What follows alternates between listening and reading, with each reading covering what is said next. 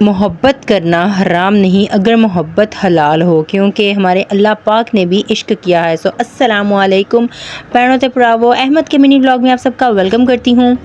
आप सबको जुम्मा बहुत बहुत मुबारक हो। सो अहमद को मैंने रेडी किया, जुम्मे के लिए लाया, धुलाया, साफ़ किया, क्योंकि अहमद अभी छोटा बच्चा है। अभी से ही हम अहमद को सिखाएंगे तो अहमद को पता होगा। सो मैं हर फ्राइडे के फ्राइडे अहमद को शलवार कमीज़ बनाती हूँ, अहमद को रेडी करवाती हूँ, ताकि उसको आदत हो कि हर जुम्मे के जुम्मे मैंने रेडी होना है, साफ़ सुथरा होना है। सो यहाँ पे अहमद सो चुका था, जुम्मा हो चुका था।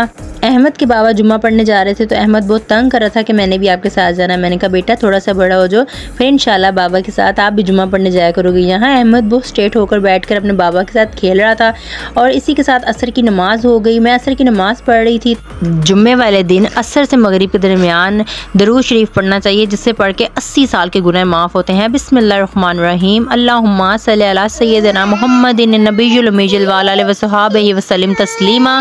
80 बार पढ़ने से 80 साल के गुनाह माफ़ होते हैं। सो यहाँ पे मैंने अहमद का बचपन का बैग निकाला, जिसमें अहमद के 6 से 7 माह का जब अहमद था उसके कपड़े थे। मैंने देखा कि इसमें काफ़ी ऐसे कपड़े थे जो कि अहमद को अब आ सकते थे और कुछ ऐसे कपड़े थे जो बिल्कुल अनटच थे, जो कि अहमद ने पहने भी नहीं थे। सो यहाँ पे अगर कोई है जिसका इतना मिनी सा बच्चा है तो वो ये कपड़े मुझसे ले सकता है।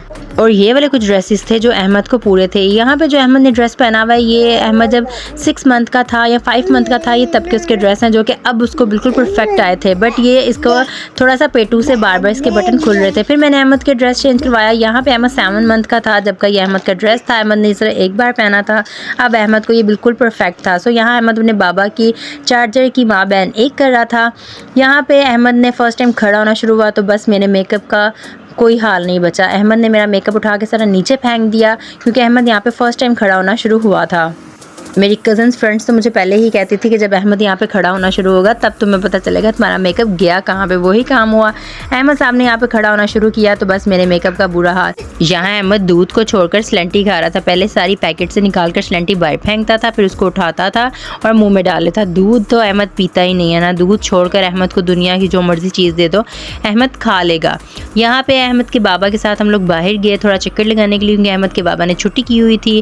फिर हम लोग बाहर गए, यहाँ हम एक जगह पे खड़े हुए थे और अहमद मुझे इतना स्वीट लग रहा था, मैंने अहमद के थोड़े से शूट लिए। फिर यहाँ पे हम अहमद की नानों के घर गए। यहाँ पे अहमद ट्रॉलिंग कर रहा था, सबके पीछे पीछे भाग रहा था, जहाँ उसकी नानो जा रही थी वो वहाँ जा रहा था। इसी के साथ हम लोग घर आ गए। घर आते ही अहमद मेरी गोद में ही सो चुका था। इसी के साथ फ्राइडे ख़त्म हो गया और सैटरडे शुरू हो गया। यहाँ पे मॉर्निंग होगी और अहमद उठ चुका था। अहमद को मैंने रेडी करवाया, रेडी करवा के दूध शुद्ध पिलाकर अहमद अपने टॉयज़ के साथ खेल रहा था। Ahmed is a play time. Ahmed के कोको मेलन वाले फ्रेंड्स उसको मिस कर रहे थे। अहमद उनको फ़ोन कर कर हेलो हेलो कर रहा था। सो यहाँ पे आई हमें शादी की बेद, जो कि अहमद कह रहा था मम्मा आप छोड़ दो, मुझे दे दो, मैं ही खा लूँ। उसमें कैंडी थी, वो तो मैंने अहमद को खिला दी। बकाया कुछ भी अहमद के टाइप का नहीं था जो कि अहमद खा सके। बट फिर भी अहमद मुझसे छीन रहा था, जो कि मैं उसको कह रही थी नहीं बेटा आप नहीं खा सकते।